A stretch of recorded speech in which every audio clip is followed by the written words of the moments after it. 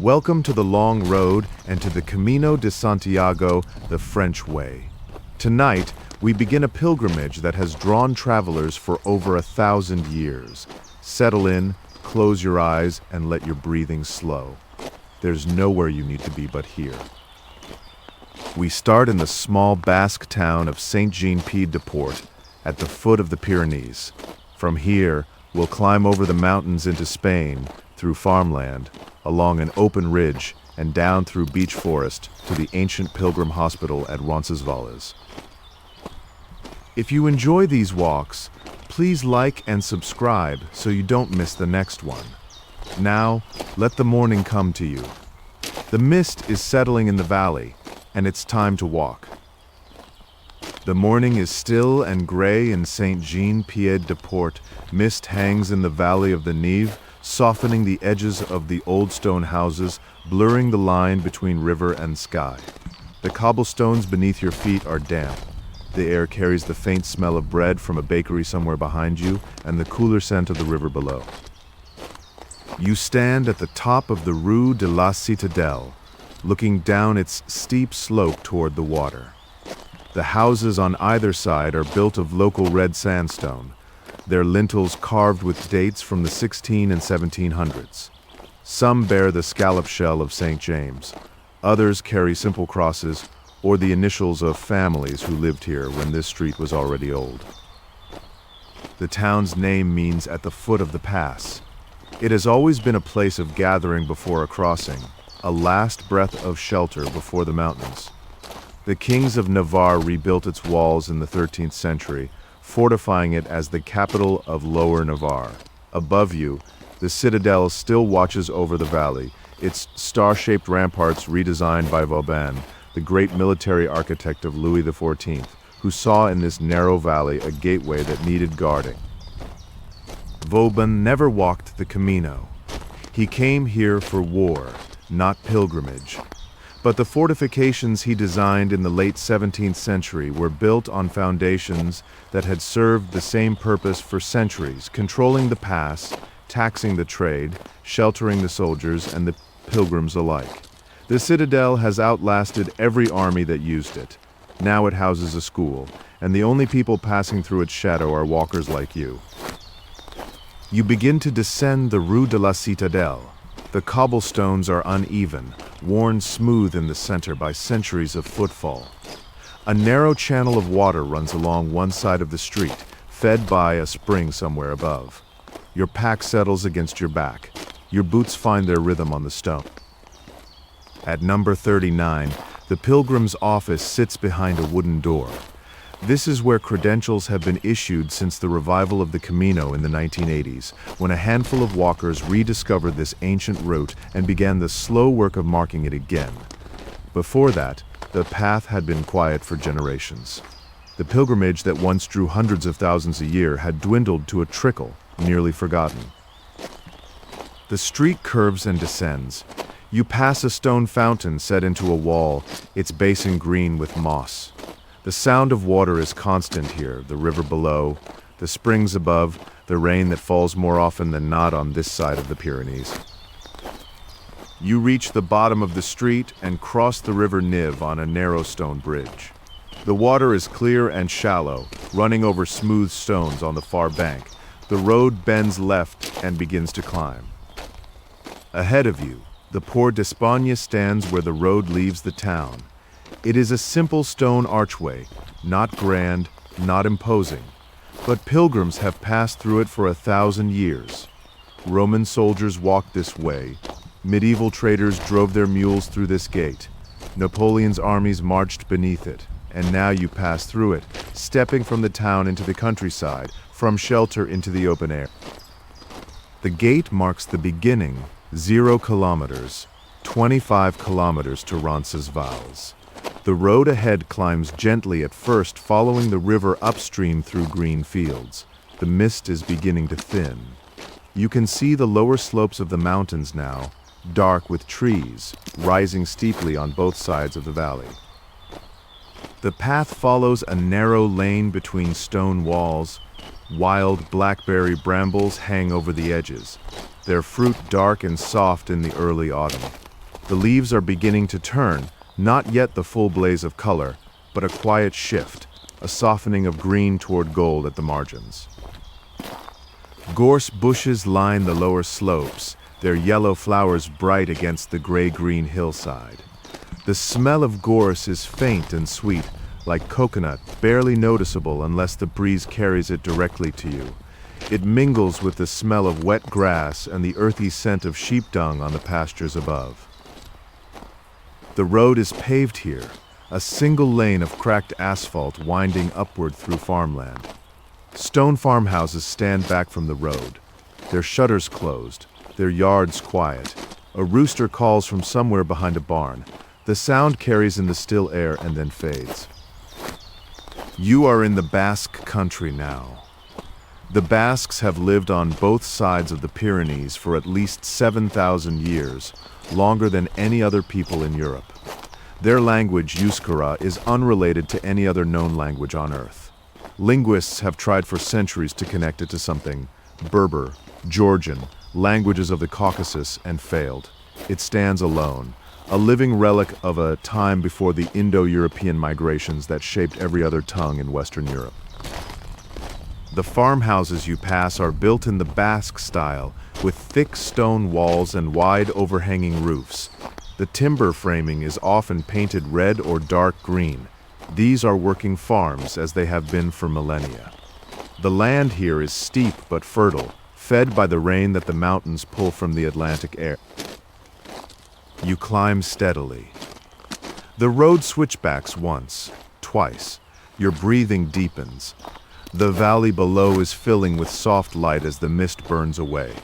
You can see the rooftops of St. Jean behind you now, the red tiles bright against the green of the valley floor. A sheep bell rings somewhere above you. Then another, slightly different in pitch. The sound is thin and metallic, carrying easily across the open hillside. You cannot see the sheep yet, only hear them, somewhere in the bracken above the road. Bracken fern covers the hillsides in dense, waist-high stands. In summer, it is vivid green. Now, in early autumn, it is beginning to brown at the tips, the fronds curling inward. By winter, it will be flat and rust-colored, a thick mat over the ground. But for now, it still stands tall, swaying slightly in the breeze that moves up the valley. The road levels briefly, and you see a cluster of stone buildings ahead. This is Honto, the last hamlet before the mountain, a handful of farmhouses, a barn, a water trough carved from a single block of stone. There is no shop, no cafe, no sign. Just the buildings and the fields and the sound of water running somewhere nearby. 5 kilometers behind you, 20 to go. The road turns more steeply upward beyond Honto. The paved surface continues, but the gradient increases noticeably. Your calves begin to work harder. You lean slightly forward into the slope. Beyond Honto, the last of the valley's shelter falls away. The hedgerows thin. The stone walls end. The road climbs through open pasture, and for the first time you feel the wind, a steady, cool current moving across the mountainside from the west, carrying the smell of wet grass and something sharper, something mineral, the scent of high places. You look back. The valley of the Nive spreads below you, soft and green, the river a silver thread winding through it. St. Jean is a cluster of red rooftops. Beyond it, the foothills roll away toward the north, toward the flatlands of Aquitaine. You have already climbed 300 meters above the valley floor. The road continues upward in long, sweeping curves. There are no trees here, only grass and bracken and the occasional gorse bush. The sky is wide open above you. Clouds move across it from the west, their shadows sliding over the hillside like slow, dark animals. A griffin vulture circles overhead. Its wingspan is enormous, nearly 3 meters, and it holds its wings perfectly still, riding the updraft that the wind creates as it pushes against the mountainside. The vulture turns slowly, tilting on the air, and you can see the pale underside of its wings and the dark tips of its flight feathers spread like fingers. Griffon vultures nest in the cliffs of the Pyrenees. They are carrion feeders, soaring for hours without a wing beat, scanning the hillsides for the bodies of sheep or wild animals. They can spot a carcass from 2 kilometers away.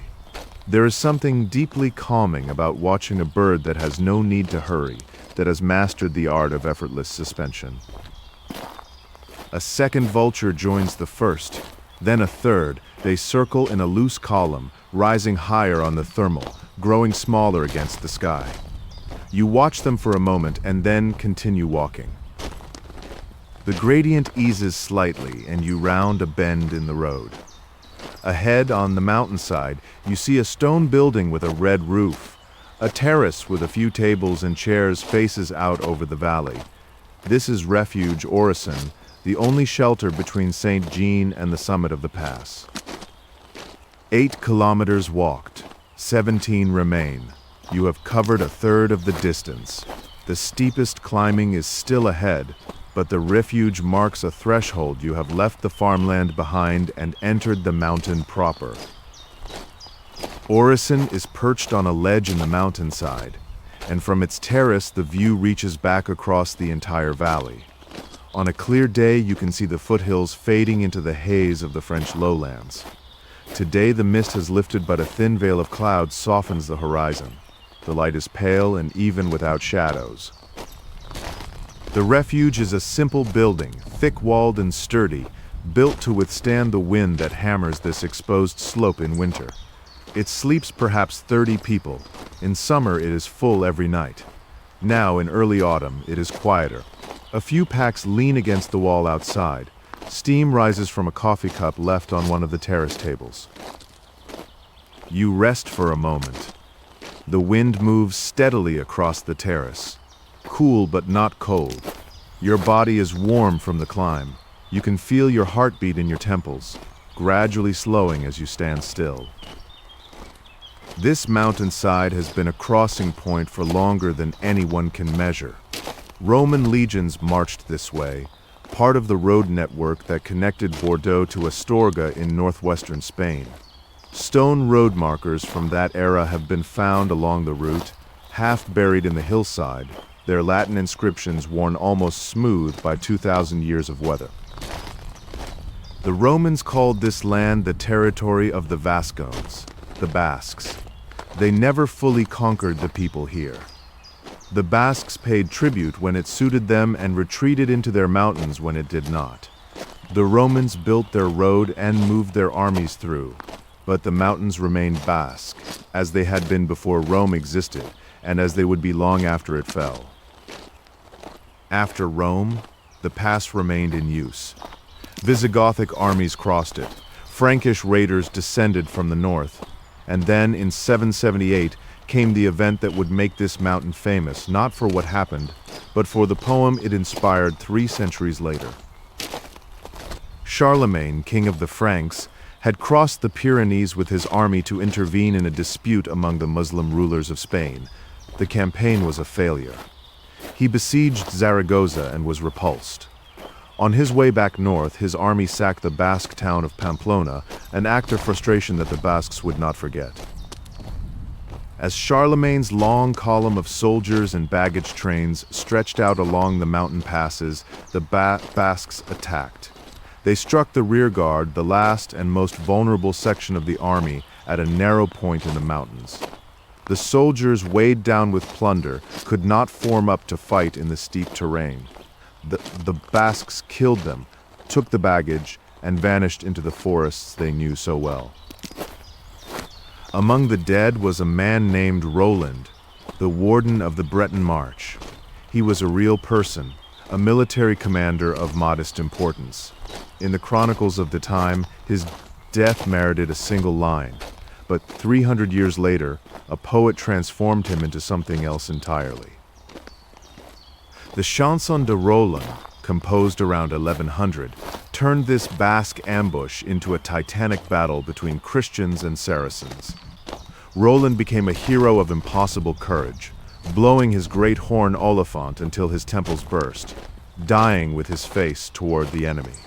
The Basques were written out entirely, replaced by a vast Muslim army. The poem became the foundational epic of French literature, recited in courts across Europe. The real story, a regional ambush by angry Basques avenging the sack of their city, was buried beneath the legend, but the mountains remember. The pass where the ambush took place, which you will cross later today, still bears the name Col de Lepoeder. The wind that blows across it has not changed since 778. You leave Orisson behind. The road continues upward. The refuge grows smaller behind you, its red roof vivid against the green-brown hillside. Ahead, the slope steepens, and the grass gives way to shorter windswept growth.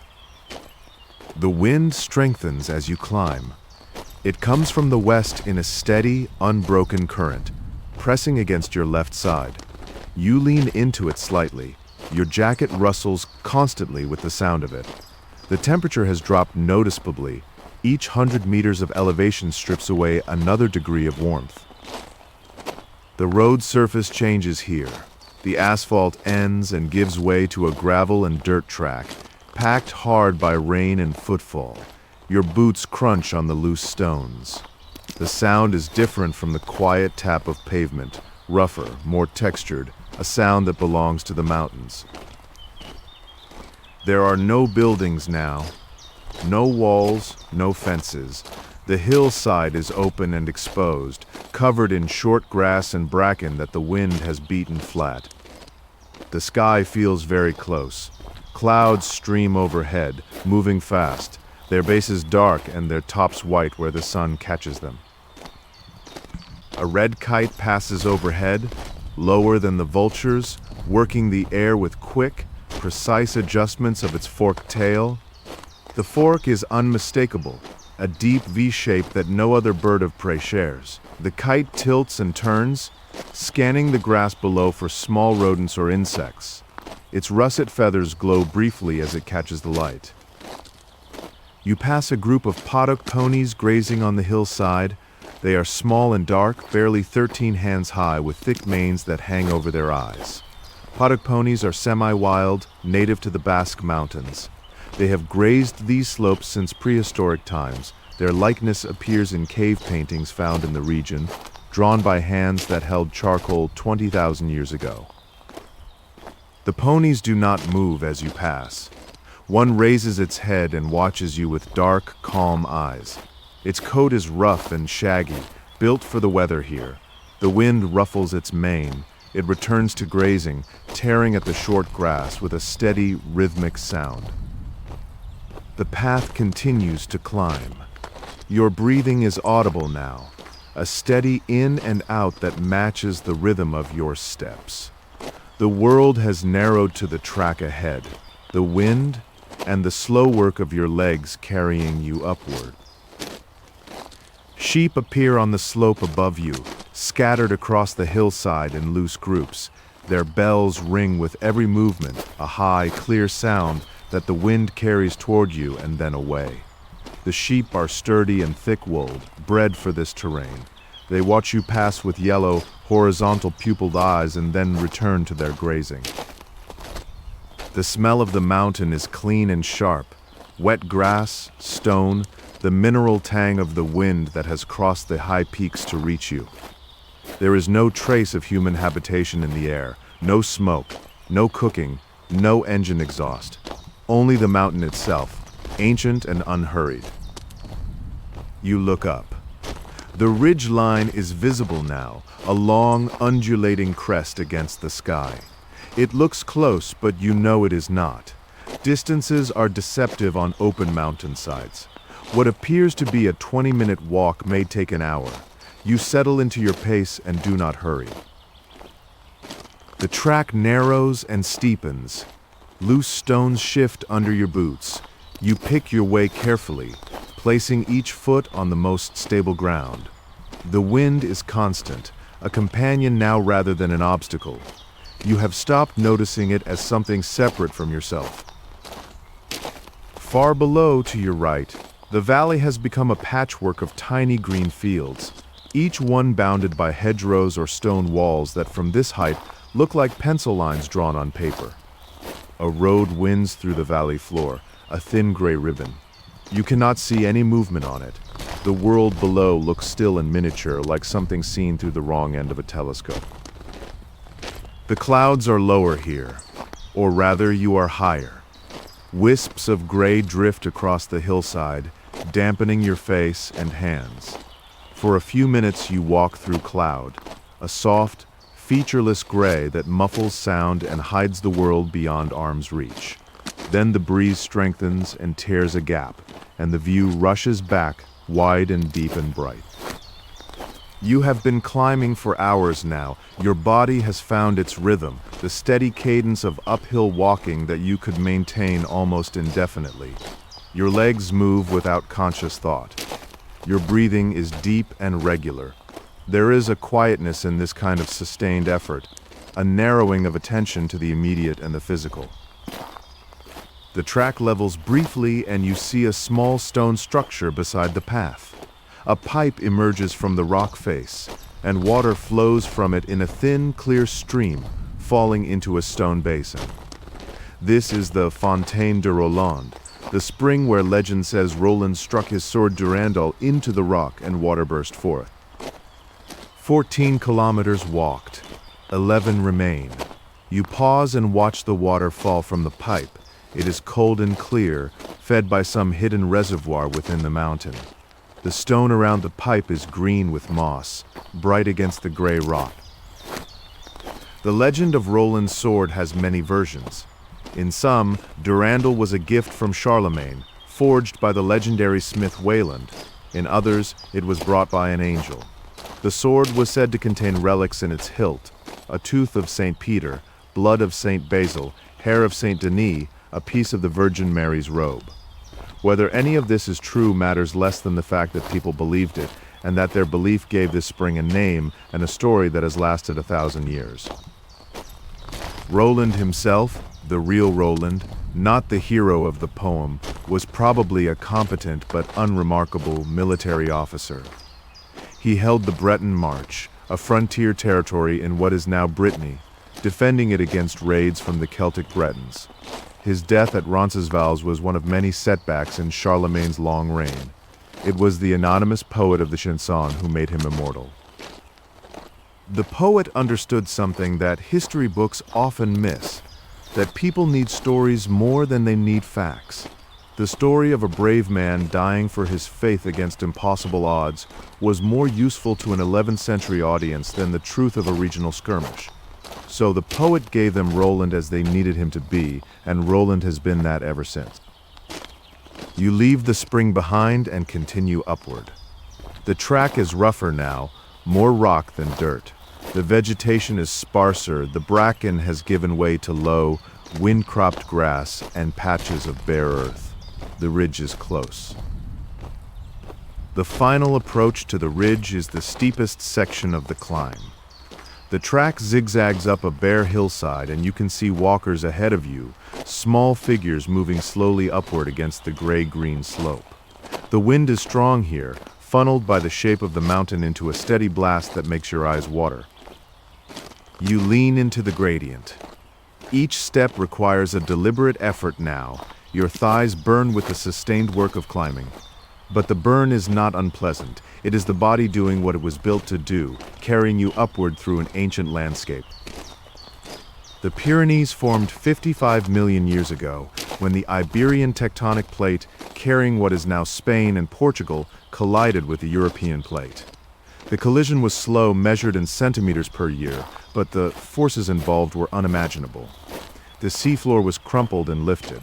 Layers of limestone and sandstone that had been deposited over millions of years pushed up into mountains that once rivaled the Alps in height. The rock beneath your feet was once the floor of an ancient sea.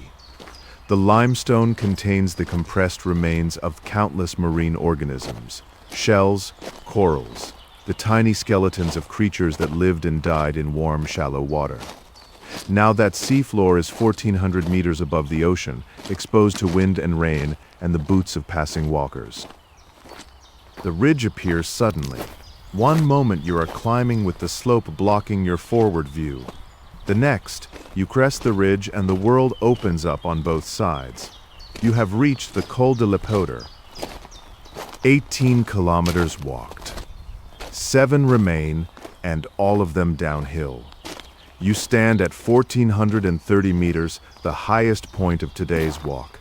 To the north, behind you, the green hills of France roll away into the distance.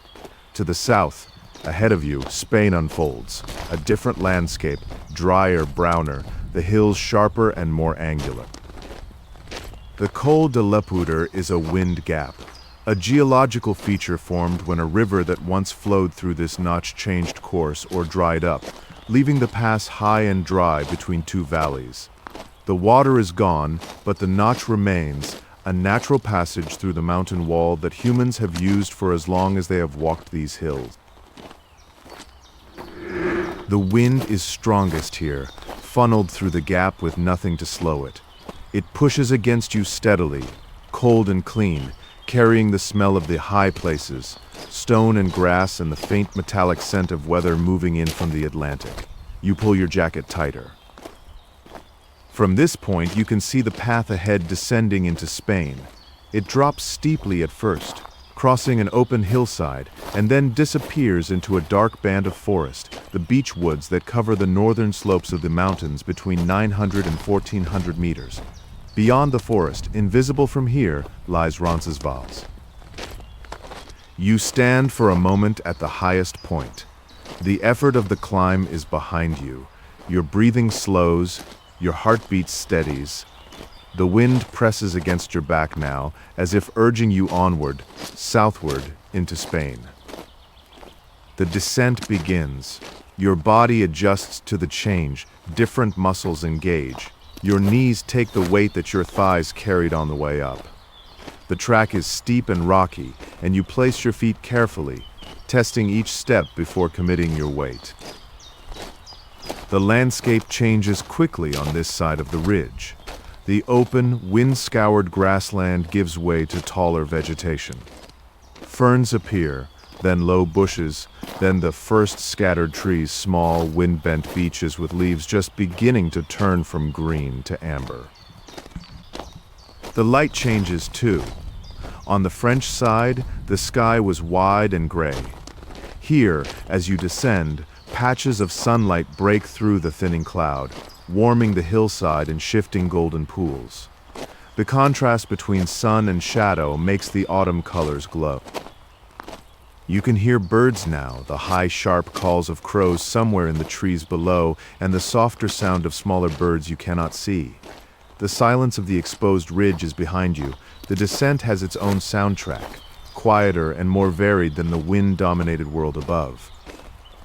The track passes over a broad, windswept saddle. This is the Col de Bentarte at 1,200 meters, a wide, flat area of short grass between two rises. The wind sweeps across it unobstructed. There is a small monument here, a simple stone marker. 20 kilometers behind you, 5 remain.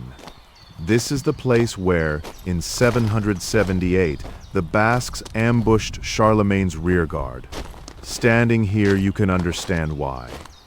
The terrain is perfect for an ambush, a flat, open space where a column of soldiers would bunch together, surrounded by higher ground where attackers could hide and strike from above. The Basques of the 8th century were not a unified kingdom. They were a loose collection of tribes and clans, bound together by language and custom rather than by any central authority. But they were fierce defenders of their homeland, and they knew these mountains as intimately as they knew their own fields.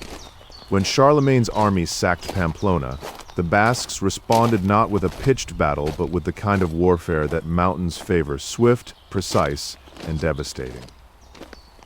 The ambush was over quickly. The Frankish rearguard, strung out along the narrow mountain paths, could not form battle lines. The Basques struck from the high ground, killed the soldiers, seized the baggage train, and melted back into the forests before Charlemagne could turn his main army around. By the time the Frankish king reached the site of the attack, There was nothing left but the dead. The annals of the time record the event in sparse, clinical terms. Einhard, Charlemagne's biographer, mentions the names of several nobles who fell, including Roland. He notes that the Basques escaped because they knew the terrain and moved lightly, while the Franks were burdened with heavy arms. That is all. No epic, no grandeur, no dying hero blowing his horn. Just a brief, efficient massacre in the mountains. 300 years of silence followed, and then the Chanson de Roland transformed this small, bitter fight into the most famous battle in medieval literature. The poet replaced the Basques with Saracens, replaced the ambush with a heroic last stand, and gave the dying Roland a scene of such magnificent grief that it has echoed through French culture ever since. Paintings, operas, statues, all sprung from a Basque raid on a baggage train. You leave the Col de Lepoeder behind. The track descends more steeply now, and the trees close in on both sides. You are entering the beech forest. The transition is sudden. One moment you are on open hillside with the sky above you. The next you are under canopy, a dense ceiling of leaves that filters the light into a soft, golden-green glow. The temperature drops. The wind, which has been your constant companion since Orisson, falls away to nothing. In its place, silence. Not true silence. The beech forest has its own sounds, but they are quieter, gentler than the wind of the ridge. Leaves rustle in a breeze you can barely feel. A branch creaks somewhere above. Water drips from the canopy. The trees are still wet from yesterday's rain, and each gust sends a fine shower of droplets down through the layers of leaves. The path is different here. Instead of gravel and bare rock, you walk on a carpet of fallen leaves and soft earth. Beech nuts crunch underfoot, small, triangular husks scattered thickly across the track. The earth is dark and rich, the color of strong coffee built up over centuries by the annual fall and decay of leaves. The beech trees are tall and straight, their trunks smooth and gray, like columns in a cathedral. The analogy is not original, but it is unavoidable. There is something architectural about a mature beech forest, a sense of space and proportion that feels designed rather than grown. The canopy meets overhead in sweeping arches. The light falls through the leaves like light through stained glass. These forests grow in a specific band on the mountain between 900 and 1400 meters. Above that altitude, the wind is too strong and too constant for trees to survive. Below 900 meters, the beeches give way to oaks and chestnuts, which prefer the warmer, more sheltered valleys. This band of beech forest is the mountain's green belt, a strip of dense woodland that circles the slopes like a ring. In autumn, the beech leaves turn from green to gold to amber to deep copper. The change is not yet complete. Most of the canopy is still green, but here and there you see branches that have begun to turn, their leaves a pale, luminous yellow that catches the filtered light and seems almost to produce its own glow. The smell of the forest is rich and complex. Damp earth, leaf mold, the faint sweetness of decaying wood. Moss, there is moss everywhere, coating the bases of the trees, covering the rocks beside the path, growing in thick green cushions on fallen logs. The air is humid and still, heavy with the scent of living and dying thing. A crow calls from somewhere in the canopy, a harsh, ragged sound that echoes between the tree trunks. Then another answers from further away. The crows are invisible, hidden in the upper branches, but their calls create a sense of space, a map of the forest drawn in sound. The path descends steadily through the trees. It is rocky in places, the exposed roots of beeches crossing the track like thick ropes. You step over them carefully.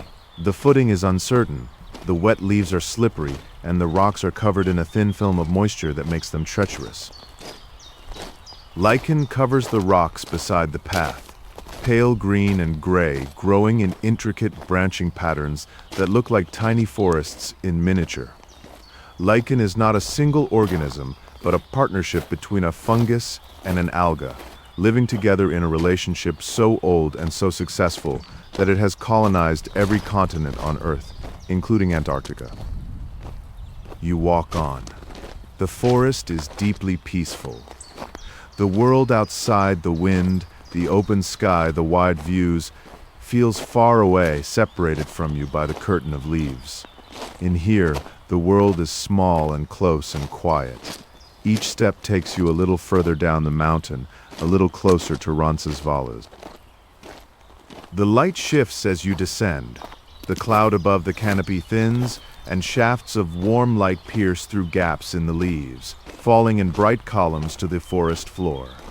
Where the light touches, the colors intensify, the green of the moss becomes electric, the amber of the turning leaves becomes gold, the gray of the tree trunks takes on a silvery sheen. A stream crosses the path, running over flat stones in a shallow, clear flow. You step across it carefully. The water is very cold snow melt and rain, filtered through the mountain's limestone bones. It makes no more than a whisper as it moves, a soft, continuous sound that blends with the dripping of water from the canopy above. You have been walking for many hours now. Your body has settled into a deep, comfortable fatigue. Your legs move steadily. Your breathing is even. Your mind is quiet. The rhythm of walking has emptied you of urgency. There is only the next step, and the next, and the gentle descent through the trees. The beech forest on this side of the Pyrenees is one of the largest in Europe.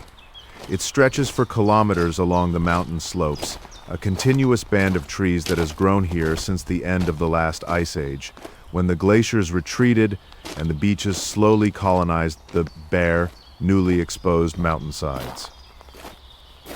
The trees around you are old. Some of the trunks are more than a meter across, their bark smooth and unbroken, marked only by the pale scars where branches have fallen away over decades. A beech can live for 300 years or more. The oldest trees in this forest were seedlings when the Spanish Armada sailed. They have stood through wars and plagues and the slow turning of centuries. You notice that the forest floor is remarkably clear. Unlike an oak wood, where undergrowth crowds between the trunks, a beech forest is open and park-like beneath the canopy.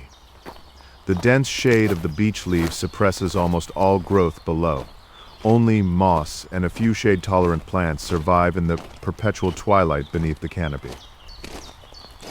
A fallen tree lies across the slope to your left, its trunk slowly returning to the earth. Fungi grow along its length, shelf-like brackets of pale cream and brown, feeding on the dead wood, breaking it down into the soil that will nourish the next generation of trees. The cycle is slow and patient and ongoing. The path curves around a large boulder. The rock is gray limestone, its surface pitted and weathered, covered in patches of lichen. It looks as though it has always been here, but it has not. It was carried to this spot by glacial ice during the last ice age, some 20,000 years ago, and left behind when the ice melted. A stone traveler that arrived long before you and will remain long after. The descent steepens, the path switches back and forth across the hillside, losing altitude in a series of long traverses separated by sharp turns. Your knees absorb the impact of each downward step. The forest is dense on both sides, the trees pressing close to the path. You can hear something new, a bell deeper and more resonant than the sheep bells of the upper pasture. It comes from below, from somewhere in the valley that is still hidden by the trees. It is the bell of the Collegiate Church of Roncesvalles, calling across the forest as it has called for 800 years. The sound carries through the trees, muffled and softened by the leaves, so that it reaches you not as a clear ring, but as a warm, low pulse, felt as much as heard. It is the sound of arrival, of the end of the day's walk, of shelter waiting. The trees begin to thin. More light reaches the forest floor. The path widens. You can see gaps in the canopy ahead, and through them, the gray stone of buildings. You emerge from the forest into a clearing. Before you stands a cluster of stone buildings, the monastery complex of Roncesvalles. The stone is gray and weathered, the roof's dark slate. The collegiate church rises above the other buildings, its Gothic windows tall and narrow, its walls buttressed against the mountain weather. 25 kilometers. The first day is done.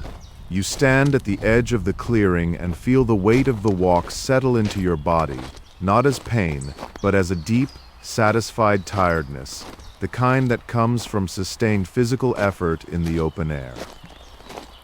Roncesvalles has sheltered pilgrims since 1132, when Bishop Sancho de la Rosa of Pamplona founded a hospital here for those arriving over the Pyrenees.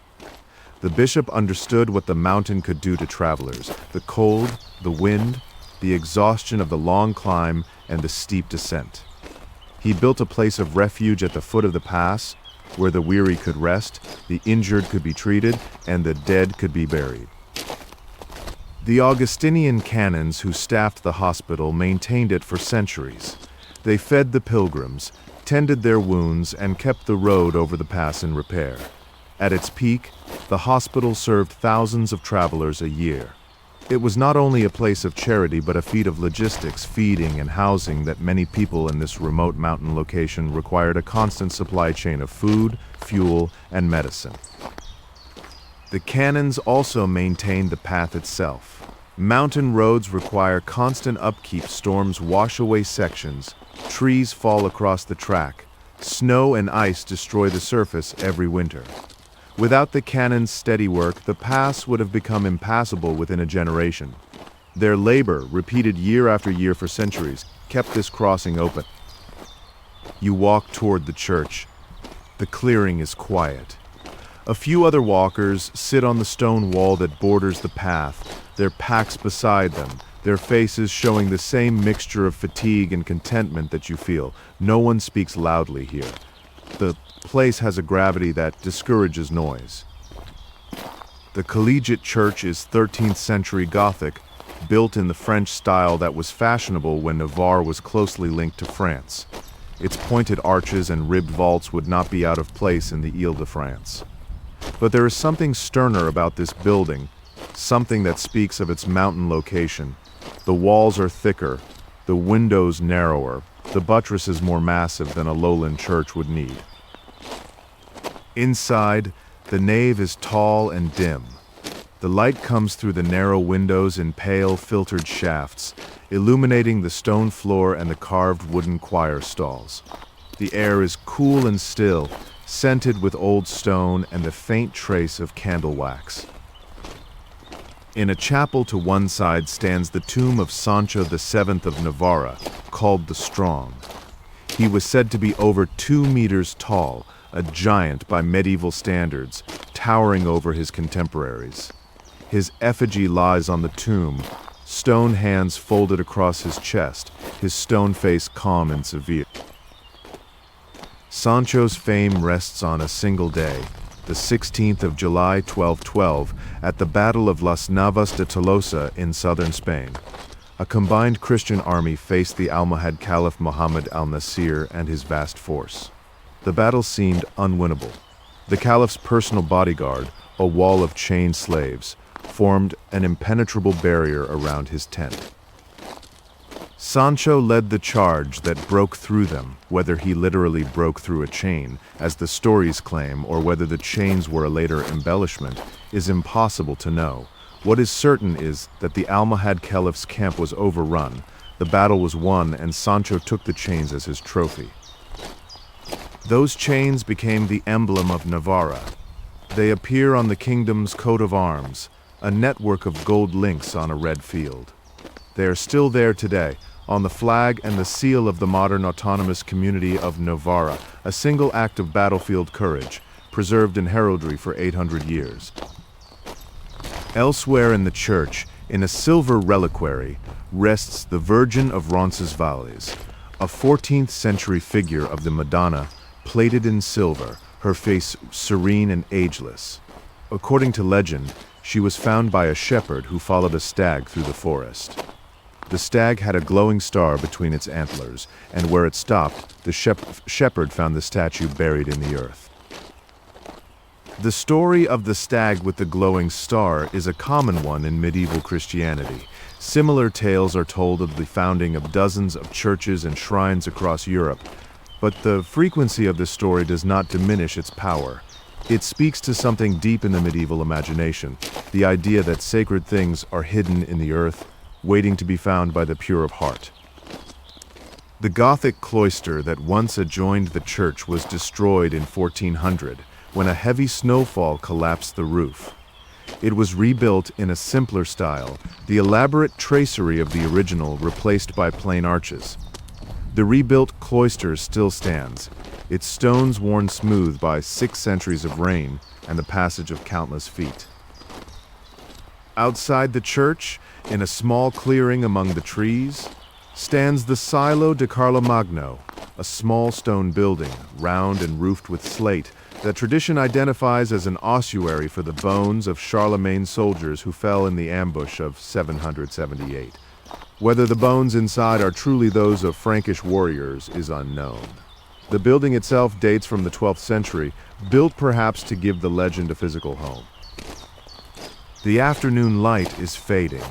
The sun, hidden behind clouds for most of the day, breaks through briefly in the west, sending long golden rays across the clearing. The stone walls of the church glow warm for a moment, and then the light fades and the gray returns. You walk past the church toward the albergue, the pilgrim hostel. It is a long stone building, functional rather than beautiful, designed to house the modern equivalent of the medieval pilgrims who once filled the hospital. Inside, 183 beds are arranged in a single long hall, rows of bunks stretching into the dim distance. The albergue is quiet at this hour. A few walkers are already in their bunks resting. Others sit on the edges of their beds, tending to their feet, sorting through their packs. The sounds are small and domestic, the zip of a bag, the rustle of a sleeping bag being unrolled, the soft murmur of a conversation in a language you cannot quite identify. You find a bunk and set down your pack. The mattress is thin but adequate. You sit and unlace your boots, and the relief of freeing your feet after 25 kilometers is immediate and profound. The air touches your skin, your toes flex and spread. The fatigue is settling into you now, a deep whole-body weariness that is not unpleasant. Your muscles are warm and loose, your joints are stiff but not painful. You have carried yourself and your pack over a mountain pass from France into Spain, from one country into another, and your body knows it. Outside, the evening is gathering. The beech forest on the mountain above is a dark band against the gray sky. The clearing around the monastery is still and quiet. A single crow calls from somewhere in the trees, a long, descending note that fades into silence. The monastery buildings stand as they have stood for centuries, solid and patient against the mountain weather. They have seen hundreds of thousands of pilgrims pass through, some on foot, some on horseback, some barely able to walk, supported by companions or carried on litters. All of them arrived over that same mountain pass, tired and cold and grateful for shelter. The pilgrim hospital that Bishop Sancho de la Rosa founded in 1132 was not a small operation. Records from the 13th and 14th centuries describe a staff of dozens, including priests, doctors, cooks, and servants. The hospital maintained its own farms and herds to supply food. It brewed its own beer. It operated a laundry and a pharmacy. It was, in effect, a small town dedicated entirely to the care of strangers. That dedication was rooted in a simple idea that sheltering a pilgrim was an act of divine service, as meritorious as making the pilgrimage itself. The Augustinian canons who lived and worked here believed that every walker who arrived at their door was, in some sense, Christ arriving. They treated the poorest pilgrim with the same care they would offer a king. The tradition continues, though the form has changed. The albergue is run by volunteers now rather than canons. The beds are bunks rather than straw pallets. The meal, when it comes, will be simple but sufficient. And the principle remains that those who walk this ancient way deserve shelter at the end of the day. The light outside the windows has gone blue with dusk. The clearing is empty. The stone buildings are darker shapes against the darkening sky. Somewhere in the forest, an owl calls a long, low note, patient and unhurried. You lie back on your bunk. The ceiling of the albergue is high and beamed with dark wood. The sounds around you are muted and repetitive, breathing, the occasional creak of a bunk, the distant sound of water in a pipe. These are the sounds of a community at rest. Your body replays the day in small, involuntary ways. Your calves twitch with the memory of the climb. Your feet pulse gently with the warmth of increased blood flow. Your shoulders carry the ghost weight of your pack, a sensation that will linger even after you have set it down. You think of the Porte d'Espagne, the old stone gate where the walk began. It seems a long time ago. The cobblestones of St. Jean, the blackberry brambles along the lane, the first sight of the mountains rising above the valley, all of it feels distant now, separated from you by the effort of the climb and the quiet of the descent. You think of the ridge, the wind at the Col de Lepoeder, the view that opens suddenly from France into Spain. The two countries laid out on either side of a mountain crest, different and yet continuous, separated by a line of rock that has been crossed and recrossed for millennia. You think of the beech forest, the sudden stillness after the wind, the golden light filtering through the canopy, the soft earth underfoot after hours of rock and gravel. The forest wrapped around you like a shelter within a shelter, and you walked through it in a state of quiet that was close to sleep. Tomorrow the path continues. It will descend from Roncesvalles through more forest, then emerge into the farmland of Navarra, heading west toward Pamplona. But that is tomorrow. Tonight, the walk is done. The albergue settles into darkness. One by one, the walkers around you fall asleep. Their breathing deepens and slows. The small sounds of the evening conversations, the movement of feet on stone floors, the opening and closing of doors fade away, replaced by the deep collective quiet of exhausted people at rest. Outside, the night is complete. The beech forest stands dark and still on the mountainside above. The Col de Lepoeder is invisible against the black sky, but it is there, the high place where the wind still blows, where the vultures have settled onto their cliff ledges for the night, where the paddock ponies stand with their backs to the weather, dozing on their feet. The bell of the collegiate church sounds once, a single low note that travels through the walls of the albergue and fades slowly into the silence of the mountain valley. It is the same sound that pilgrims have heard at the end of this walk for 800 years. It asks nothing, it means rest. Your eyes are closed. The darkness behind your eyelids is soft and warm. Your breathing has slowed to match the rhythm of the room, the slow, collective inhale and exhale of 100 sleeping walkers, a tide of breath that rises and falls in the dark hall. The mountain is quiet. The wind that blew all day across the ridge has not stopped. It never stops, but it is far above you now, moving through the empty spaces between the peaks, touching nothing but rock and grass and the feathers of sleeping birds. You are warm. The thin mattress and the sleeping bag are enough. The stone walls of the albergue hold the warmth of the day's last sun, releasing it slowly through the night. The temperature in the hall is perfect for sleep, cool enough to make the warmth of your bed a pleasure, warm enough that you need not think about it. The walk from Saint-Jean-Pied-de-Port to Roncesvalles is the first stage of the Camino Francis, and it is by far the hardest. The climb over the Pyrenees is a threshold, a crossing from one world into another.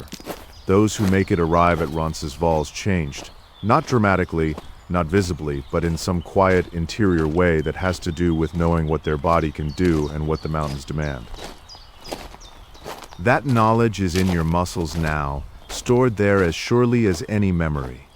Your legs know the gradient of the Route Napoleon.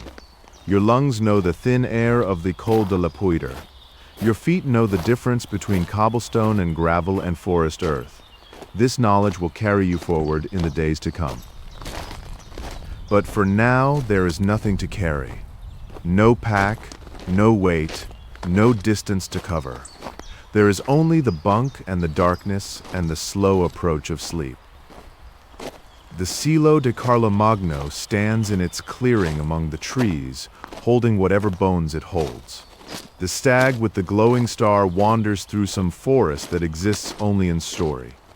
Roland lies where he fell 1,200 years ago, in a poem that will outlast the mountain. The spring at the Fontaine de Roland still flows. As it flowed before the spring had a name, the water emerges from the rock, falls into the basin, overflows onto the path, and seeps back into the mountain. The cycle continues in the dark, unobserved, uninterrupted.